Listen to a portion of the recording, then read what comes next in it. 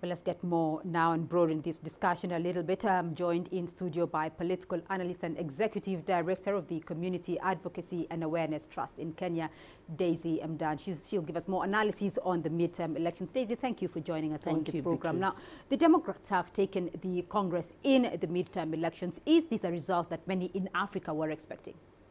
I don't know about Africa because I'm not entirely sure whether you can block us as a continent in terms of the outcomes of the American elections. But I do think that for many people, there was an expectation that there was going to be some takeover by the Democrats, and them taking the House is not too much of a surprise. But I do think that there's a bit of disappointment because what was being predicted was a blue wave.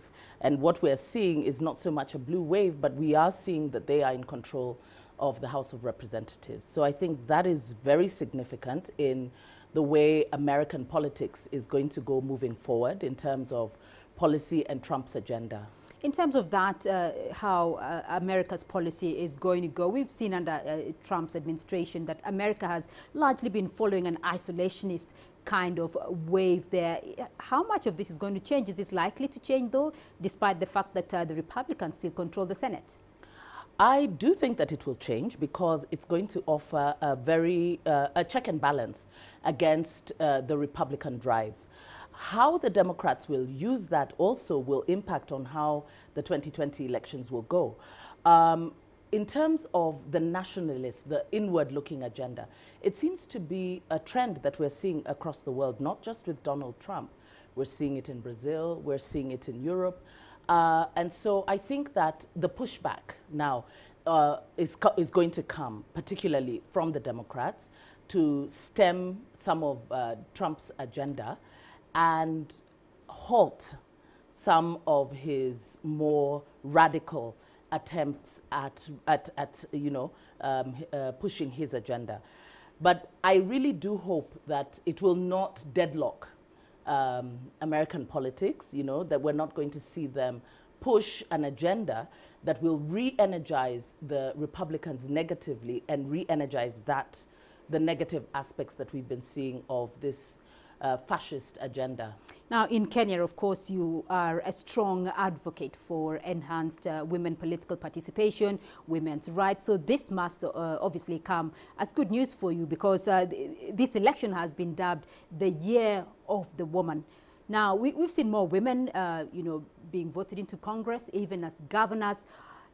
We've seen the same trend in Africa as well, with Ethiopia having 50% of its cabinet now being female. What are the voters saying about women participation? What does this trend point in terms of women participation, not only in political office, but also in society?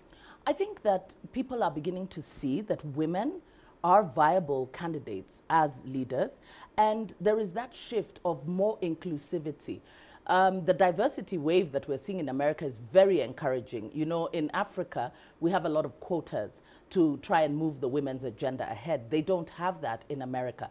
So I think it says one thing, that women are getting better organized at getting into leadership and decision-making positions. But on the other hand, it must also deliver the changes that we keep saying are going to occur when we have more women in leadership. And so we're going to be watching that to see the dividend that it's going to pay, if at all there's going to be a dividend for women in leadership, to profile women differently so that voters begin to see women as viable candidates. In Africa, I think we are seeing a shift. Unfortunately, in Kenya, we continue to have very negative views coming from our leaders, where more talk is about reducing the number of women as opposed to increasing the number of women. But by and large, we are seeing a trend where things are changing. And I think that goes a lot to the empowerment of women, education of women, because you can't expect women to get educated and to become well-equipped and then deny them the right to sit at the leadership table to make decisions about the development agenda, resource allocation, socio-economic rights. So I think that this is a very positive thing, and we hope that it will have a ripple effect across the world. All right.